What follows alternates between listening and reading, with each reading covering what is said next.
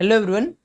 Generally बच्चे एक बहुत बड़ा डाउट पूछते हैं, बड़ा कह लो या बार बार डिस्कस डाउट कह लो। हालांकि मैं अपने क्लासेस में बार बार जब भी करंट इलेक्ट्रिसिटी पढ़ाता हूं तो मैं ये बात बोलता हूं कि अगर आपने ड्रिफ्ट वेलोसिटी का फॉर्मूला देखा होगा, किसमें, पहला एससीवी में, दूसरा अगर आपने जनरल किताब में देखा होगा, तो बेसिकली यहाँ पर E divided by small M times of relaxation time लिखा रहता है। माइनस प्लस को अवॉइड करते हैं अभी हम लोग।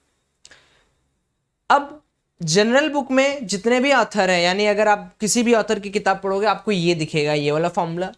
अगर आप एससीवी की किताब देखोगे, यानी हमारे प्री एससी शर्मा की किताब अगर आप देखते हो, तो आपको यही ड्रिफ्ट वेलोसिटी का formula half multiplied by e by small m into tau यानी रिलैक्सेशन टाइम मिलेगा।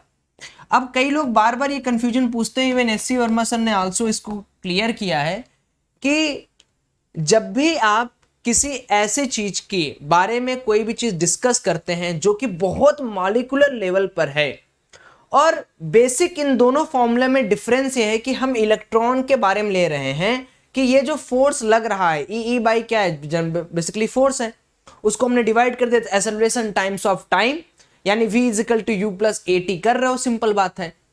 लेकिन ये दोनों काम कहां हो रहे हैं, बहुत निचले स्तर पर, जिसे आप नग्न आंखों से देख नहीं सकते। इवन अगर मैं आपसे एक सवाल पूछूं कि ड्रिफ्ट वेलोसिटी तो इतनी छोटी, इतनी न्यूनतम होती है, फिर भी आप जैसे इधर से बटन ऑन करते हो 10 किलोमीटर दूर रखी हुई चीज पे तुरंत करंट क्यों फ्लो हो जाता है?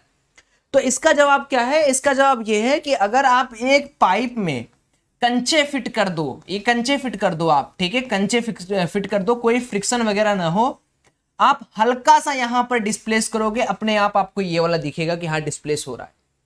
तो एक्चुअल में जो इलेक्ट्रॉन्स हैं दे आर, अब जिस मेटल्स के बारे में आप बात करोगे, इलेक्ट्रॉन्स हमेशा क्वांटम फेनोमेनन को फॉलो कर रहे हैं।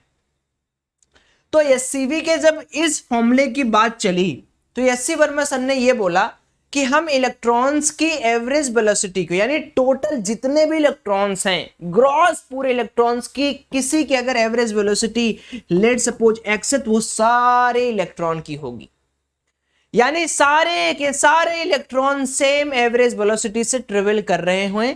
इस वजह से ये फॉर्मूला बन के आता है। अदर साइड और दूसरे जो बुक ऑथर हैं उन्होंने ये फॉर्मूला स्टेट इसलिए किया है क्योंकि वो एवरेज वेलोसिटी मानने की जगह कुछ और नए डिफॉल्ट चीजें ला देते हैं कि इस इलेक्ट्रॉन का ये बिहेवियर है, ये इलेक्ट्रॉन इस तरीके से चल रहा है।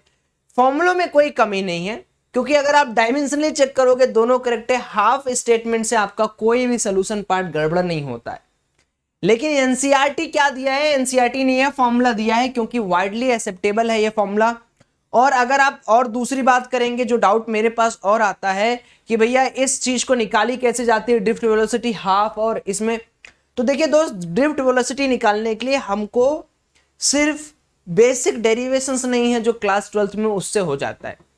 इसको सॉल्व करने के लिए हमारे पास एक्सपेक्टेड वैल्यू, प्रोबेबिलिटी डिस्ट्रीब्यूशन, ऐसे तमाम तरह के थ्योरम्स या कॉन्सेप्ट लगते हैं जो इसको निकालता है।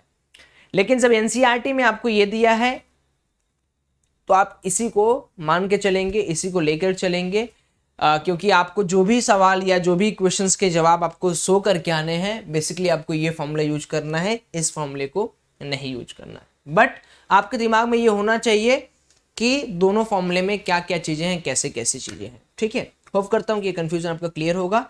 और भी एससी वर्मा में 2-3 ऐसे सवाल, एक तो काइनेटिक थ्योरम में कुछ है गलतियां, उनको भी हम डिस्कस करेंगे इस एडवांस वाली सीरीज में, ठीक है। Bye bye, have a great day. तुम्हारे पास भी ऐसे कुछ फन फैक्ट हो तो पूछ लिया करो।